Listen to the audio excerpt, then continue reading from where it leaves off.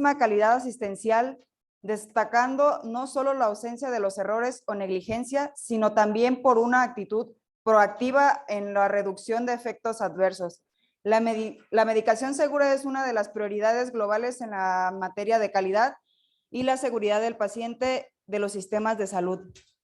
Es por eso que hoy nos acompaña la licenciada María Rangel Ramos con el tema seguridad en el manejo de medicamentos de alto riesgo.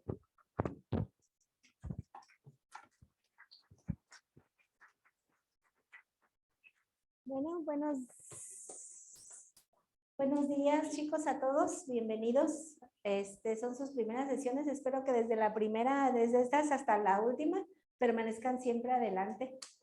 Y pues comentaba su compañera, pues es una parte fundamental, porque nosotros en nuestra práctica diaria, ¿quién no administra medicamentos? Es una de los procedimientos que con mayor frecuencia se hacen, están catalogados entre el 90 y 95% de los procedimientos que rutinariamente los realizamos en la práctica diaria de enfermería. ¿Sí? Bueno. Pues solamente como un bosquejo, nos dice que la seguridad del paciente toma relevancia a partir de la detección de eventos adversos. Cuando se detecta que hay un evento adverso es cuando dice, ¿qué está pasando aquí? Hay un foco rojo, ¿sí? Derivados de la atención médica en pacientes hospitalizados. En Nueva York, en Estados Unidos, en 1984 se realizó un estudio. Estos personajes, Breman y colaboradores, analizaron expedientes, ¿sí?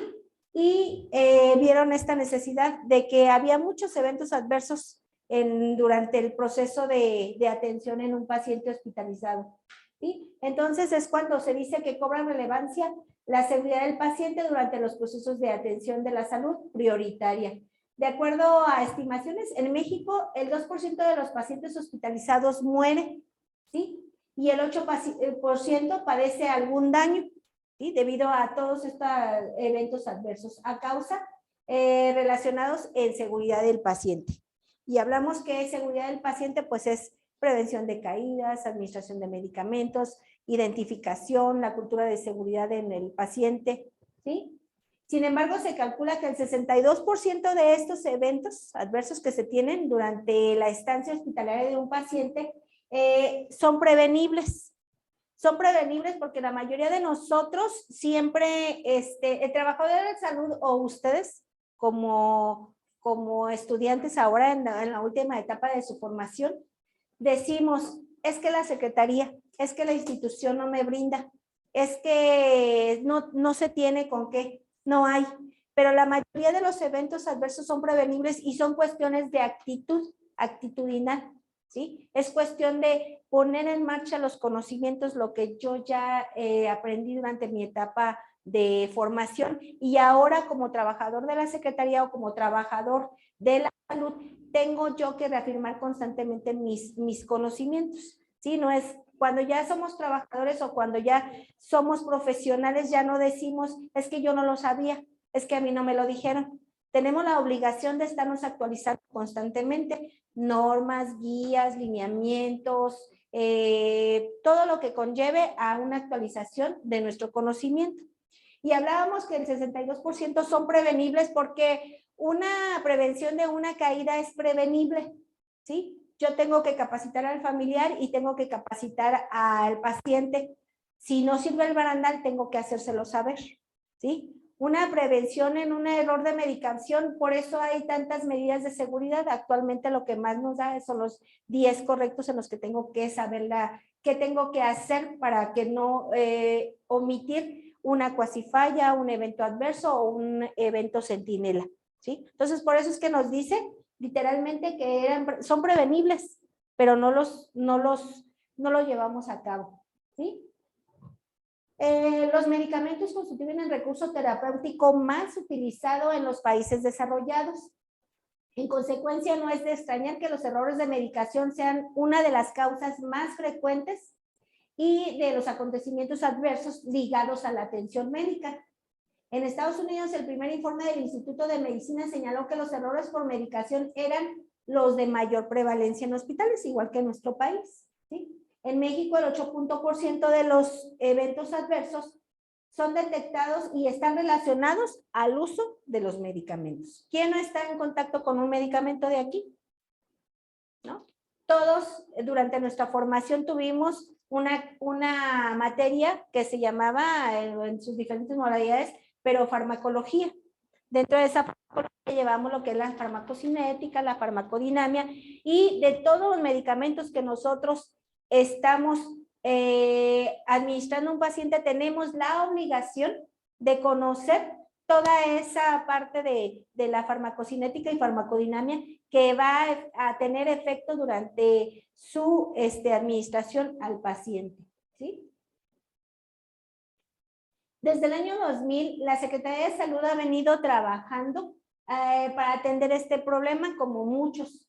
Sin embargo, un aspecto que aún no se ha desarrollado suficientemente es el regulatorio, o sea, regular cómo vamos qué era lo que se tenía que hacer. Y para ello se inician mesas, ustedes conocen la Secretaría de Salud, el Consejo de Seguridad General y la página que es la Dirección General de Enseñanza y Salud, ¿sí? Y mediante ella se crearon las metas internacionales y aunado a ella se implementaron las acciones esenciales para la seguridad del paciente, que ya ustedes se las conocen de la primera a la última, ¿sí?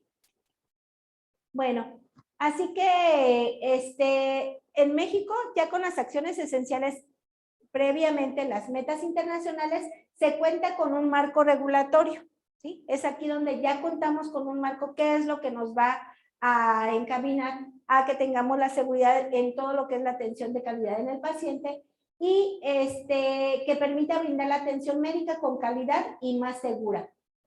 Porque como bien se plasma, lo plasma Goethe, nos dice que no basta saber, se debe también aplicar, ¿sí? No es suficiente querer, se debe de también hacer, ¿sí? Yo puedo tener buena actitud y decir, sí, voy a hacerlo todo muy bien, pero ¿qué pasa? Que en el momento que yo estoy administrando los medicamentos a mi paciente, no sé la farmacocinética y la farmacodinamia que ocurre durante su administración en el paciente. Entonces, por eso es que nos dice, no basta nada más querer, tengo que aplicarlo. Y si no lo conozco, pues tengo que documentarme constantemente, ¿sí?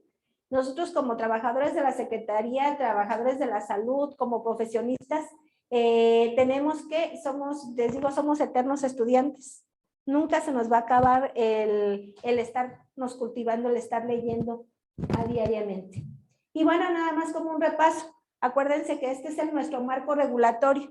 Es lo que nos habla hoy, al día de hoy, de calidad de atención en el paciente, ¿sí? Y dentro de pues vamos a ver la acción esencial número 3 que nos habla de la seguridad en el proceso de la medicación. Y como objetivo general nos dice que es mejorar la calidad de la atención y la seguridad del paciente en los servicios de salud. La estrategia va a ser la calidad con énfasis en la seguridad del paciente y nuestras líneas de acción tienen que ser evaluar la cultura de seguridad y el nivel de seguridad a nivel nacional. Adoptar metas internacionales de seguridad del paciente para disminuir los eventos adversos y fomentar la cultura del reporte y análisis de eventos adversos. Si nosotros no fomentamos esta parte de la cultura del reporte del evento adverso, no vamos a saber en qué estamos fallando, ¿sí? Constantemente ustedes puede ser que no tengan un evento adverso, pero tengan una cuasi falla. También así se debe de anotar, porque mediante esta estadística nosotros vamos a saber en qué se deben de tomar medidas para evitar estos errores que lleven a un evento centinela, ¿sí? Pero nos cuesta mucho trabajo, ¿por qué? Porque decimos, es que me van a cuestionar, me están agrediendo, me están coartando mis derechos, y no, ¿sí? Cuando hay un error y cuando se te llama y se te dan recomendaciones es para cuidarte, ¿sí? ¿Quién quisiéramos estar en un caso legal en donde estuviéramos a punto de perder todos los años de formación en el caso de ustedes, o nosotros que ya tenemos una cédula profesional donde estuviera en riesgo nuestro trabajo y nuestra cédula por un error de medicación? y que podemos llevarlo a cabo, podemos estar involucrados, ¿sí? Porque en este caso estamos hablando, ahorita vamos a hablar de los medicamentos de alto riesgo, ¿sí? Bueno, entonces la acción esencial número 3 nos habla de, ¿qué decíamos que es la acción esencial número 3? Seguridad en el proceso de la medicación, ¿sí? Entonces nos dice que es fortalecer las acciones relacionadas con el almacenamiento, la prescripción, la transcripción, dispensación y administración de los medicamentos para prevenir errores que pueden dañar a los pacientes derivados del proceso de la medicación en los establecimientos del Sistema Nacional de Salud.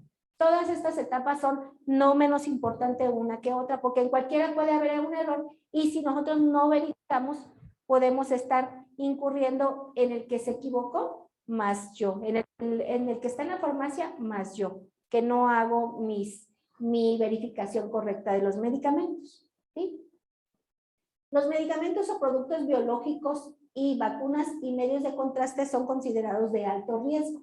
La Alianza Mundial de la Seguridad del Paciente refiere al documento titulado Soluciones para la Seguridad del Paciente que tienen un determinado riesgo, pero que las soluciones concentradas de electrolitos son particularmente peligrosas y en la mayoría de las veces no es posible revertir los efectos que causa la inadecuada administración de estos medicamentos. Por eso que son considerados de alto riesgo, ¿sí?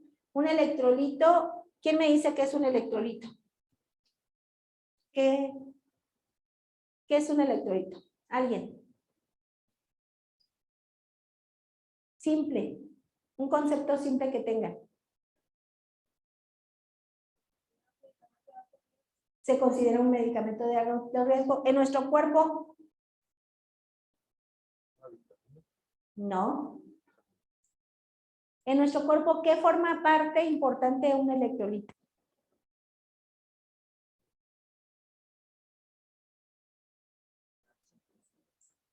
Calcio, magnesio, ¿sí?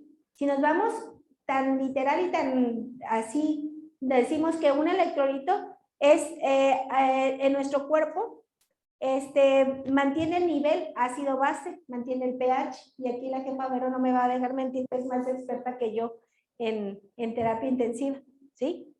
Todos en el cuerpo humano mantenemos la cantidad de agua, nos sirve para mantener la cantidad de agua, el pH, el nivel, el ácido base, ¿sí? Entonces, ¿por qué tanta importancia? ¿Sí? Pero los electrolitos en forma concentrada nos pueden ocasionar la muerte, ¿sí o no?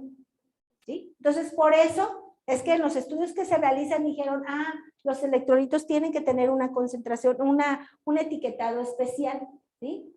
Y en la acción esencial número 3 nos dice que de la adquisición y el almacenamiento de los medicamentos de alto riesgo y electrolitos concentrados, ¿sí? Los electrolitos concentrados deben cumplir con un estipulado para el etiquetado de los mismos de acuerdo a la norma oficial 072, ¿sí? Que habla de la administración de los medicamentos y es donde desde fábrica nos los tienen que venir ya así etiquetados, ¿sí? Cloruro de potasio en rojo, cloruro de sodio en azul, gluconato de calcio en amarillo. ¿Por qué?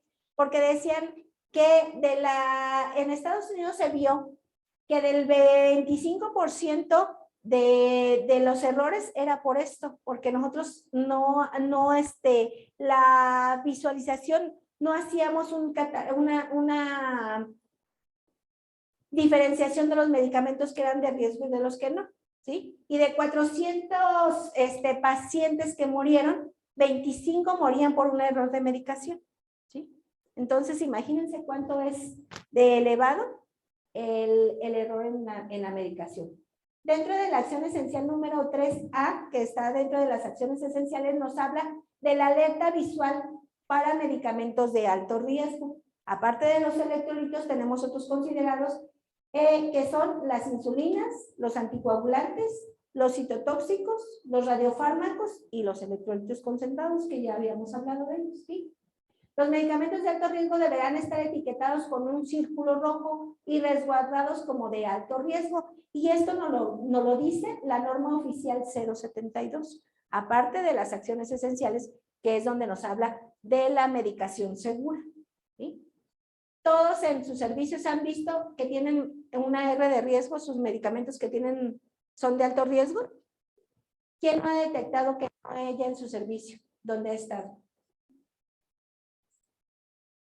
¿Todos? ¿Sí? ¿En su servicio ha administrado insulina? Sí. ¿Y está etiquetada como de riesgo? Algunas. ¿Ustedes creen que sea difícil de hacer este proceso de diferenciarlos en nuestros servicios? ¿Verdad que no? Pero, ¿y qué pasa si ustedes dicen, ¿sabe qué no está dentro de los medicamentos de alto riesgo? Hay que hacer observaciones, ¿sí? Porque ustedes están en etapa final de formación y es donde dicen, pues tengo que, me hablaron de la administración de medicamentos, me hablaron de los medicamentos de alto riesgo, bueno, pues entonces en este servicio no los hay, pues sugerirle a la jefa, sugerirle a la encargada, ¿sí? ¿Por qué? Porque al cuidar yo esta parte de que haya un etiquetado especial, me estoy cuidando a mí mismo, ¿sí?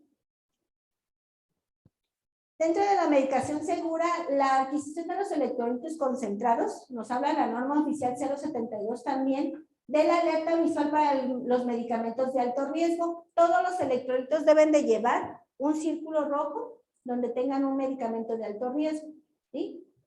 Y deben de llevar 3 etiquetas, el de alto riesgo, de acuerdo al electrolito y de acuerdo a la caducidad del medicamento, ¿sí? ¿Sí los han visto así?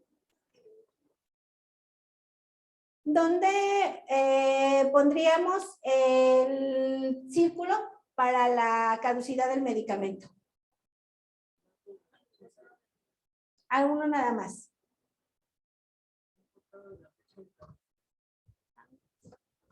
A un costado de la fecha de caducidad. Ajá, ¿por qué? Pues para, según el semáforo, de 0 días a 6 meses se marca con verde.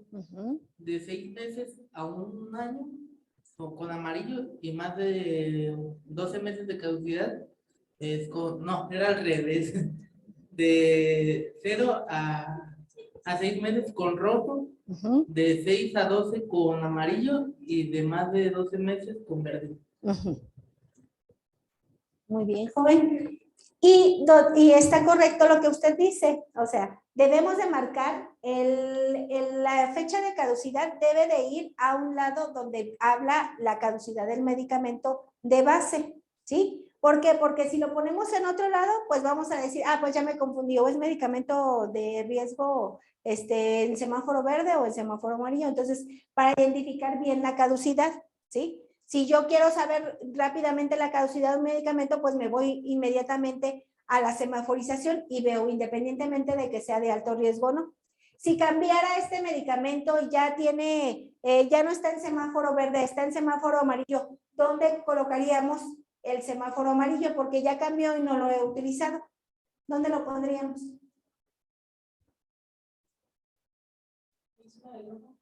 Encima del verde. Encima del verde, ¿por qué?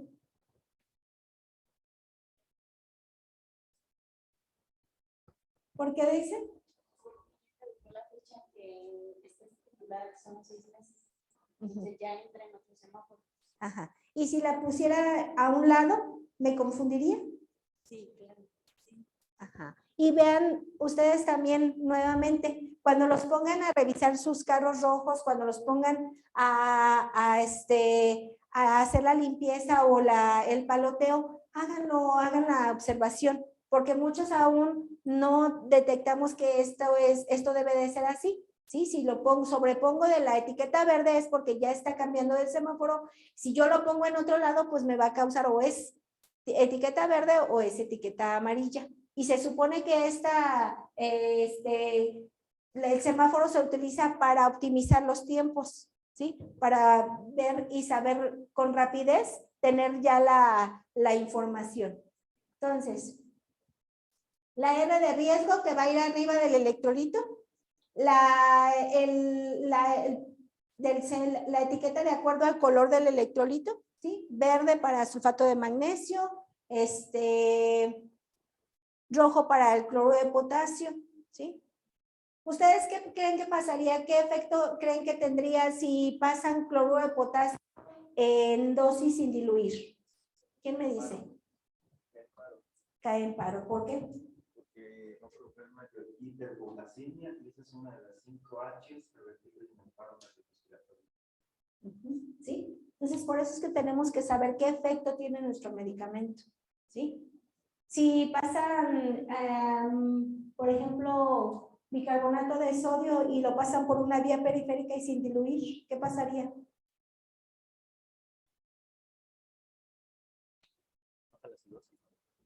Disminuye la acidosis. Y aparte, acuérdense que nosotros tenemos que saber también dentro de qué efecto me causa también, si es un medicamento vesicante, si es un medicamento irritante, ¿sí? Si va a producir necrosis de la vena, qué medicamentos puedo pasar por vía periférica, qué medicamentos puedo pasar solamente por vía central. Eso probablemente el médico me va a decir, a mí nada más me va a dar la indicación, pasar tal medicamento, pero no sé, yo ya tengo conocimiento de la osmolaridad, del pH del medicamento, ¿sí? Si yo causo una necrosis por pasar aminas en una vía periférica, pues el médico me va a decir, pues usted tenía el conocimiento, ¿sí? Legalmente yo soy la que voy a estar involucrada, porque no tenía que especificarlo él dentro de la indicación médica que tenía que ser por un catéter central, ¿sí? Bueno, dentro de la acción esencial número 3B, también nos habla de la prescripción, ¿sí? Y decimos, pues esto creo que no es de nuestra competencia. Claro que es de nuestra competencia. Los médicos del establecimiento deben escribir la prescripción médica en el expediente del paciente y en la receta o en la receta médica, con letra clara, legible, sin abreviaturas, sin enmendaduras, sin tachaduras, de acuerdo a las acciones mencionadas para mejorar la comunicación efectiva. Y no es que nosotros le tengamos que estar recordando, ¿sí? Yo no tengo la obligación de estarle recordando al médico, ay, escriba bien la letra, ay, anótenlo en el expediente. No, si yo tengo duda, si no tengo ninguna duda, él puede escribir como él quiera, ¿no? Pero si yo tengo las dudas, tengo la obligación de salir de esa duda, ¿sí? Tengo la obligación de decirle, no especificó los miligramos, no especificó en gramos, hay un punto decimal, hay un 0 y no tiene punto decimal, ¿es correcta la dosis que está marcando? ¿Sí? De eso sí es mi competencia.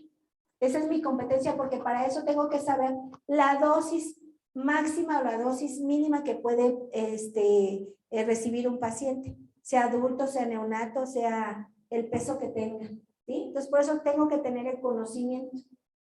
Entonces, debe estar impreso con el nombre del domicilio, en el caso de ser receta, con nombre completo, con número de cédula del profesional y firma, y también nuestra cédula o su firma y su firma del tutor en su caso de ustedes. La fecha de elaboración, nombre completo, nombre genérico, dosis y presentación, frecuencia y vía de administración, duración del tratamiento, indicaciones completas y claras y en su administración. Y aquí donde dice duración del tratamiento, acuérdense que mucho dentro de los antibióticos tenemos que marcar los días de antibióticos que tiene este paciente. Es importantísimo porque sabemos que un aminoglucósido puede en dosis, hay dosis máxima en la que puede haber severos daños, ¿sí? Por ejemplo, en los antibióticos puede haber resistencia al antibiótico. Entonces, por eso es tan importante que nosotros estemos familiarizados con todo lo que es la farmacocinética y la farmacodinámica de nuestro medicamento.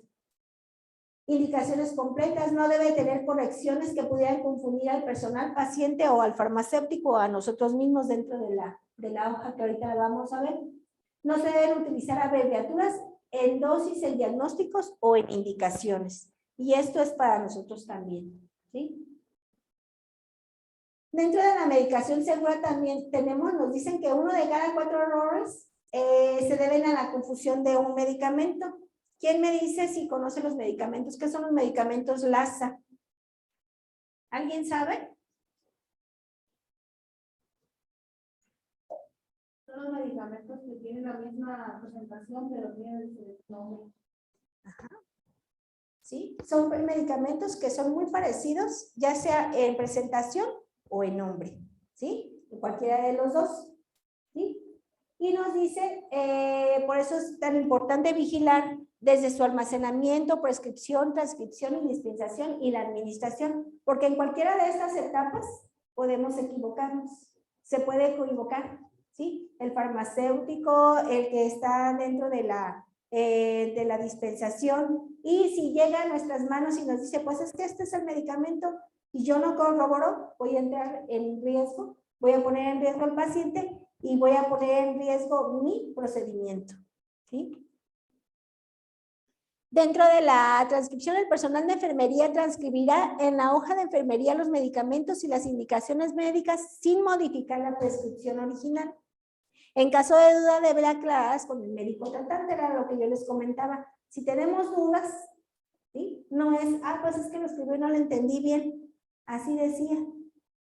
¿Sí? Tenemos que tener corroborar los miligramos, los mililitros y el horario en el que va, ¿sí? El medicamento. Si estoy segura de que este medicamento es un antibiótico, no va dentro de su carga cada 8 horas, cada 12 horas, pues debo de corroborarlo, debo de sugerirlo al médico, ¿sí? Actualmente se dice que por seguridad de nosotros deberíamos de omitir los ceros que van a la izquierda para no confundirnos después de un punto decimal.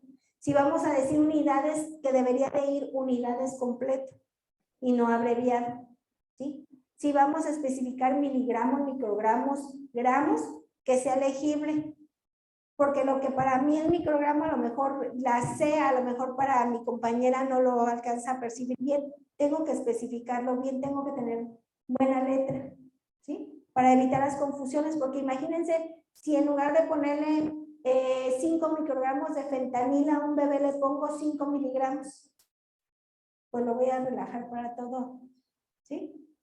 Entonces, pero tengo que saber el efecto de ese medicamento, porque si no lo sé, pues me puedo fácilmente equivocar y decir, sí, vas a hacerlo.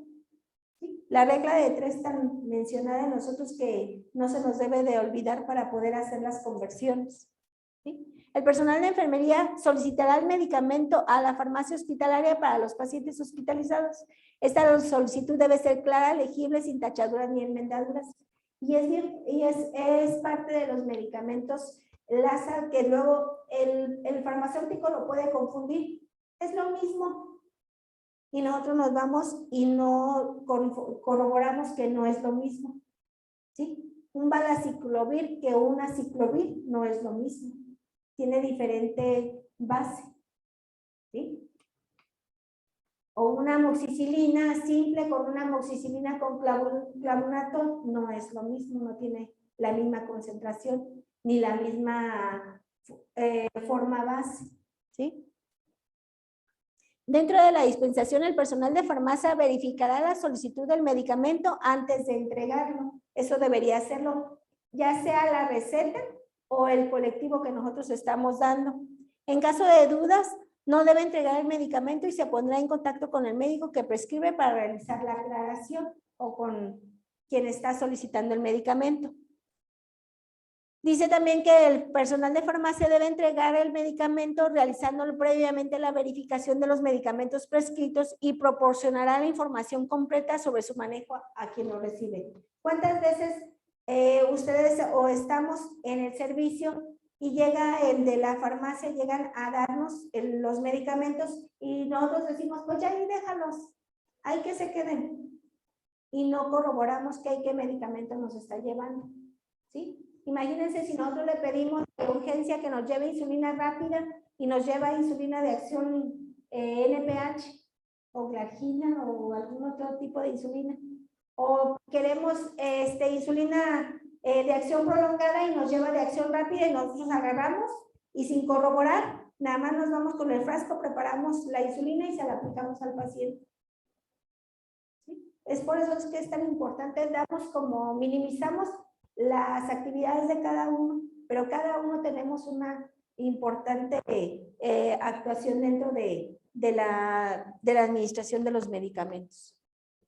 Dentro de la acción esencial 3E, que nos habla las acciones esenciales para la seguridad, Nos dice que de la recepción y el almacenamiento de los medicamentos, el medicamento debe rotularse con el nombre completo del paciente y sus datos de identificación. El personal de enfermería verificará que los medicamentos correspondan a los prescritos por el personal médico. ¿Sí? Se nos hace también muy fácil nada más preparar algún medicamento y ponerle el número de cama. ¿Es correcto? Debemos de poner qué medicamento es, cuántos miligramos, cuántos mililitros está diluido y a qué el horario del medicamento. Porque ¿qué pasa? Que si nosotros dentro de nuestra jornada laboral de 8 horas, pasa que tenga alguna situación crítica en la que yo tenga que salir y ausentarme de mis labores por alguna situación especial. Y yo deje y se queden a cargo mis pacientes con otro personal, porque puede pasarnos eso, ¿no? Nos puede pasar a todos, nos puede ocurrir una urgencia en la que tengamos que salir a media mañana. ¿Y qué pasa si esos medicamentos, acababa de preparar yo los medicamentos y no los rotulé adecuadamente? ¿Qué va a pasar? ¿Qué tendríamos que hacer el personal que se quedara? Desecharlo. ¿Por qué? No lo preparó el personal de turno, entonces no sabe qué es. Como no preparó el medicamento el personal de turno, se debe desechar, porque no saben lo que es, no saben qué cama, ni mucho menos están administrando el medicamento del turno. Sí. Si ella lo hubiera rotulado como debiera de ser, tendría toda la confianza, porque también nos habla esta parte de dentro de la administración de los medicamentos. Dice, los 10 correctos yo preparo, yo administro, yo me aseguro, yo identifico, yo todo, los correctos, ¿sí? Pero nos habla que cuando hay un personal que los prepara, también debo de tener confianza en ese personal, pero para ello, ella y yo, todas en el servicio debemos de hablar el mismo lenguaje, debemos hacer el mismo proceso, ¿sí? Debemos tener el mismo protocolo, y el mismo protocolo nos habla que si tú vas a preparar medicamentos, si yo voy a preparar medicamentos, los voy a preparar de la misma forma, con la misma mnemotecnia, con la misma, aplicando los mismos correctos, ¿sí? Entonces, si ella los deja y los deja preparados y los deja bien etiquetados, yo tengo con toda seguridad, yo voy a administrar ese medicamento. Obviamente, haciendo el último paso, que voy a corroborar la indicación médica con el paciente correcto,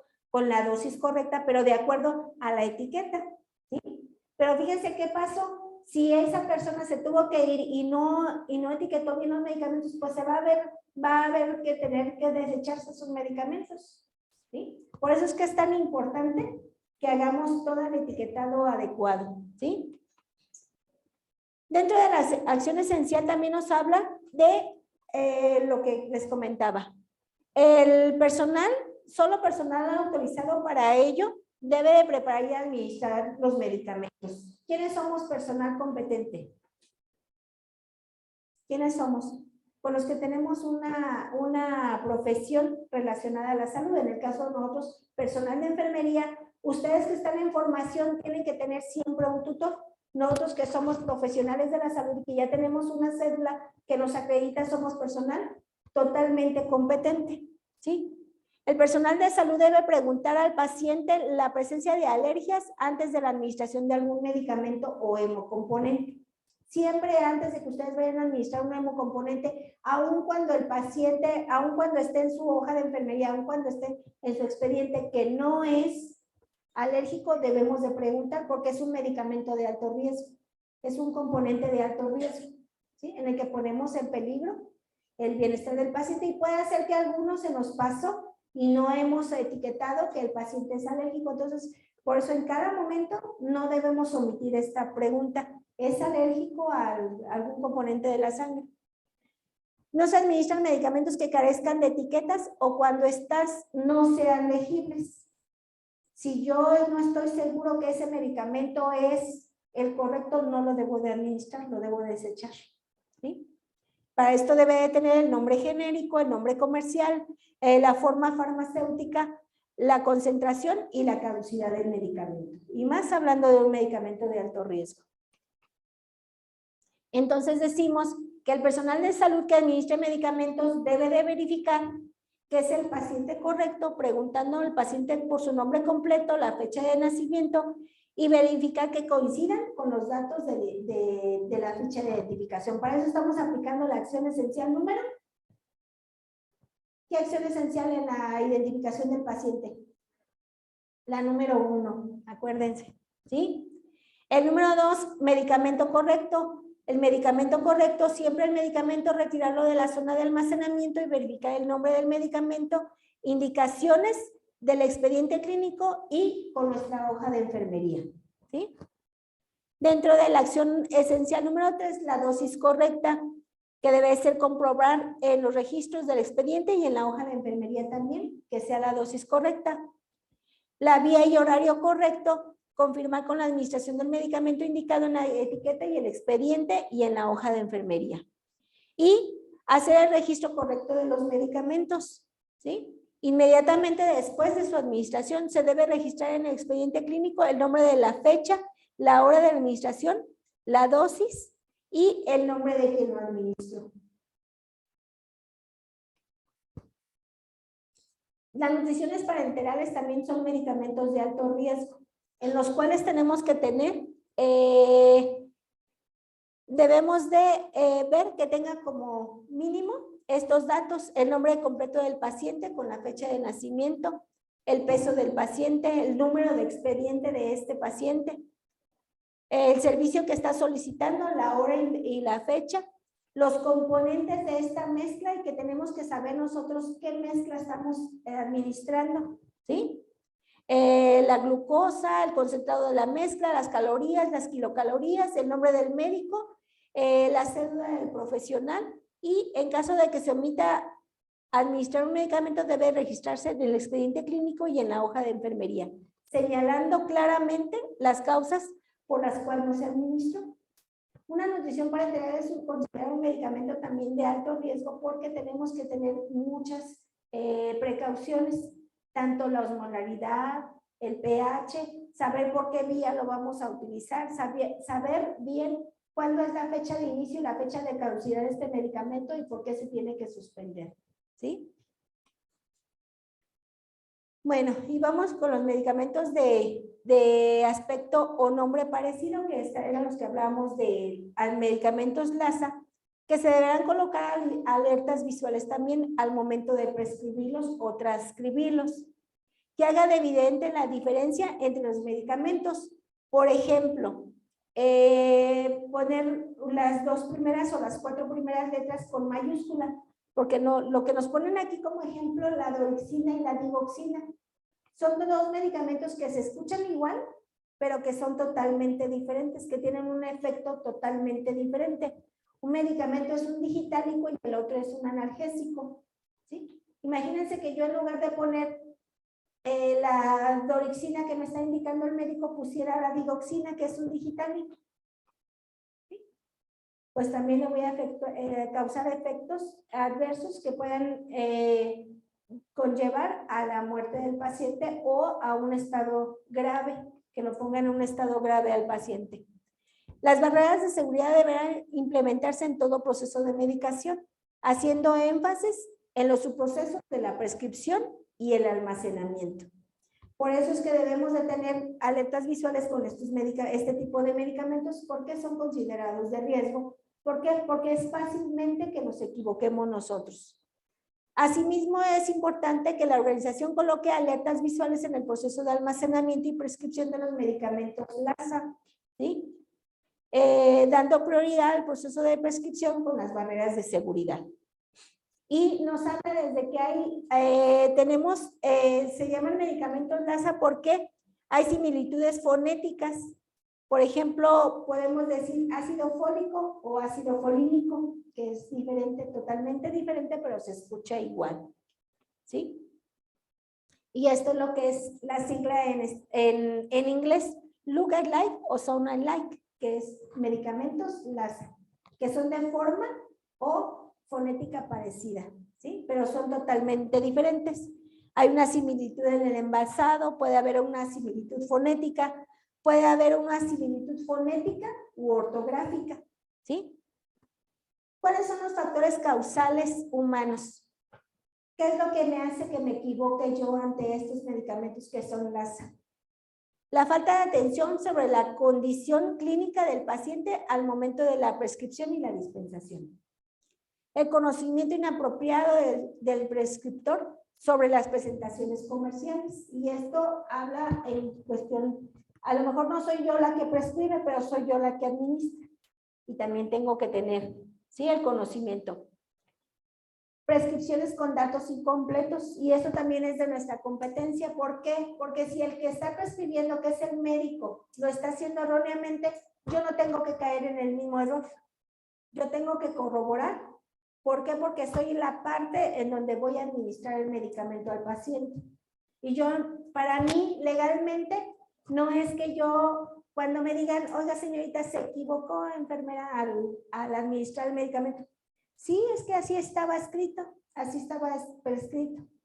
Esa no va a ser una fundamentación legal que yo tenga que hacer. Mi fundamentación legal es decirle, ¿sabe qué? Está mal prescrito.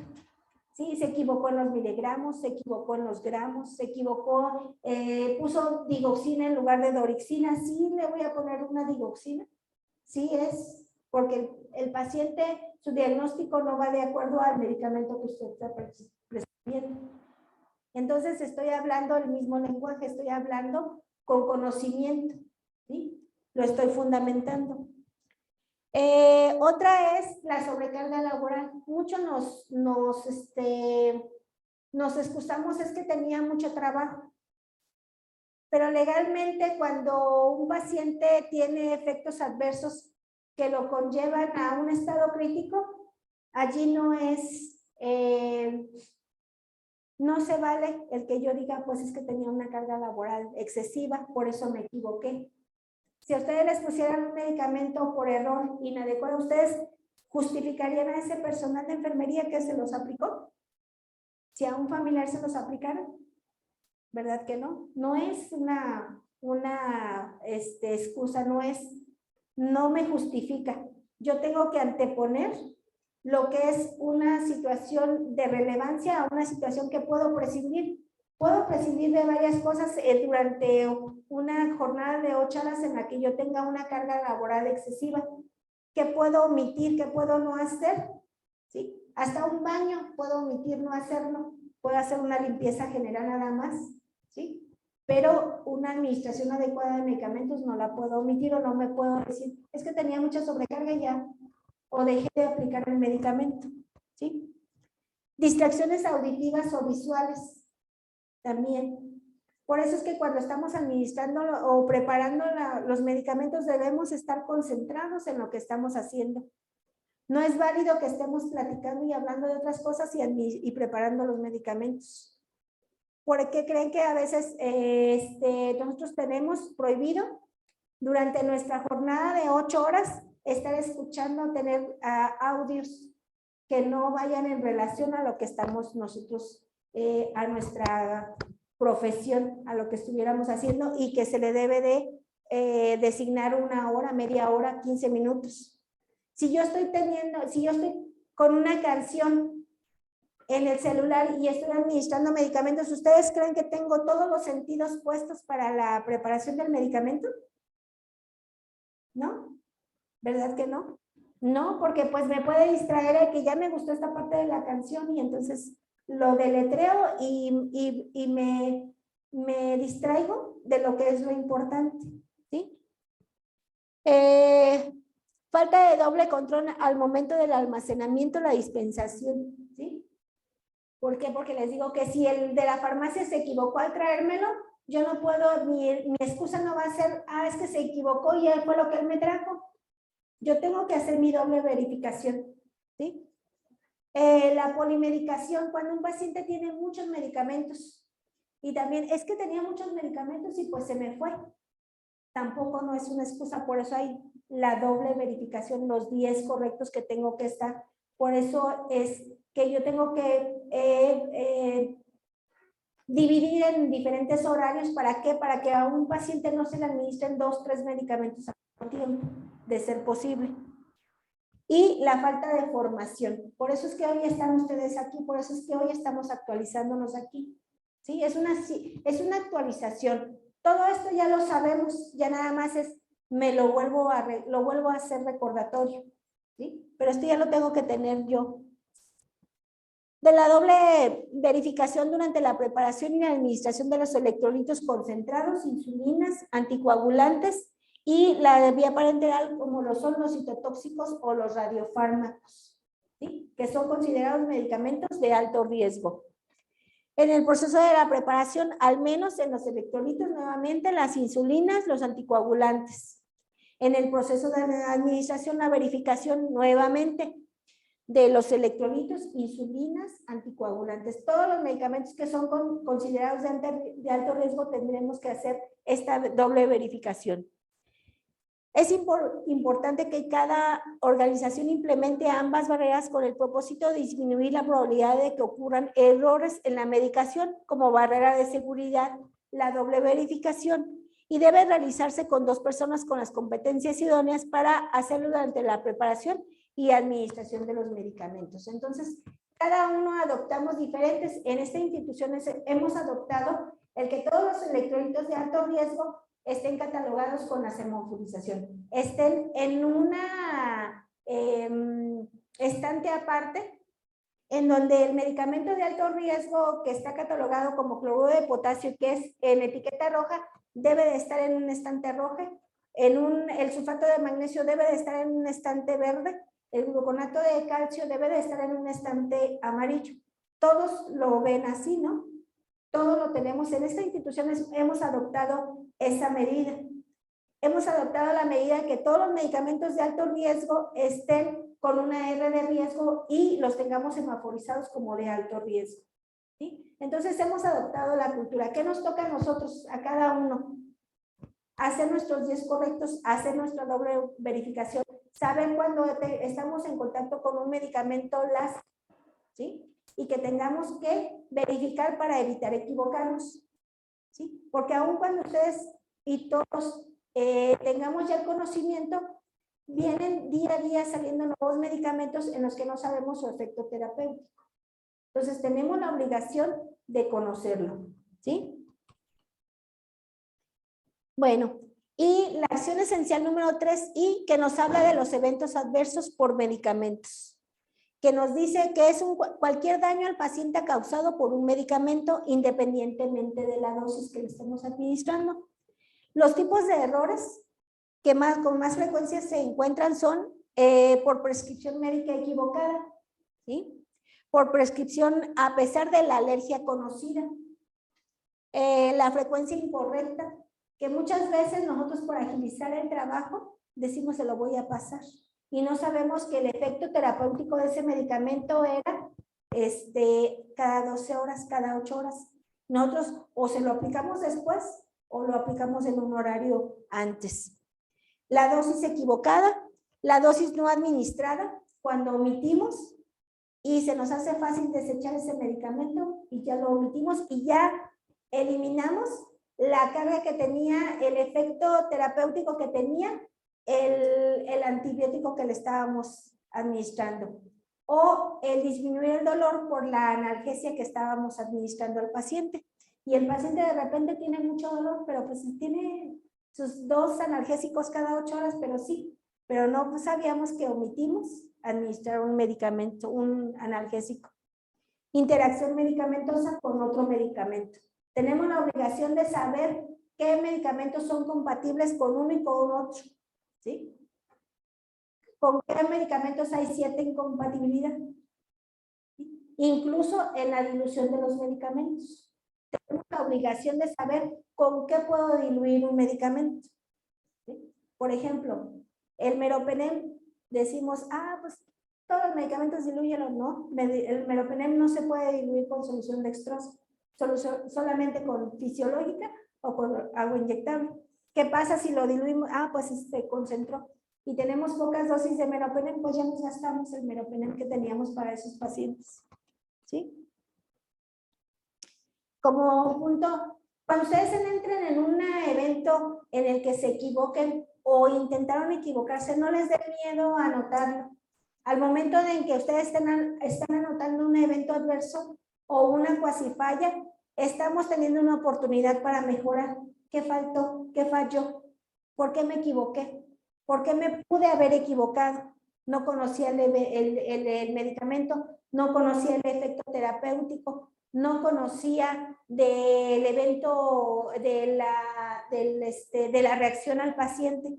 No les dé temor a hacerlo. Hay que levantar el evento adverso, porque al final vamos a emitir una recomendación y solamente es cuando estamos anotando un evento adverso, estamos cuidando a nosotros mismos nuestra seguridad. Tengan la seguridad que eso ya no les va a volver a ocurrir, ¿sí? Porque lo voy a tener más presente de que me equivoqué y tengo que saber que no lo tengo que volver a hacer, ¿sí? Sus 10 correctos que no tienen que faltar en los medicamentos de alto riesgo, en cualquier medicamento, ¿sí? No debe de faltar paciente correcto, nombre correcto, dosis correcta, hora correcta, vía correcta, ¿sí? Medicamento correcto, dosis prescrita. Todo no debemos omitir uno. No debemos omitirlo porque es muy fácil decir y me equivoqué. Pero el efecto que le causemos al paciente, el daño que le causemos al paciente, ese muy probablemente, si estamos hablando de un medicamento de alto riesgo, es irreversible y lo puede llevar a la muerte, ¿sí? O a secuelas que lo dejan marcado para toda la vida, ¿sí? Cuando un paciente viene a una institución de salud, viene queriendo restablecer la salud, no regresar a la comunidad, a la sociedad con secuelas que nosotros le ocasionamos, ¿sí? Y estas etiquetas, ustedes creo que todavía no las tienen, vean sus tarjetones para hacérselos llegar, donde plasman, donde están todas las acciones esenciales que deben de llevar a cabo, que no deben de omitir y que las deben plasmar en la hoja de enfermería, ¿sí? Y aquí está la bibliografía donde se documentó toda la presentación. Bueno, muchas gracias.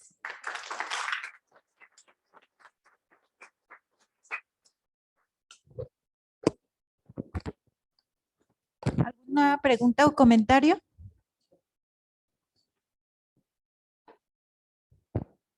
¿No? ¿Todo bien? ¿Sí? ¿Seguros? Bueno, no sé si haya preguntas vía Zoom.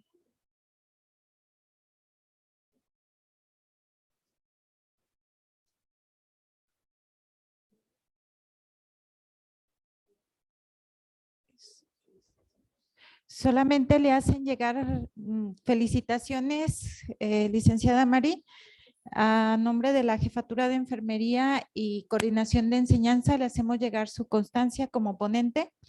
Agradecemos su excelente participación. Agradecemos a todos los asistentes, a los que están vía Zoom. Los esperamos la próxima semana. Es el curso de actualización de terapia intensiva y medicina interna. Nada más será de forma presencial. Muchas gracias. Bonito día.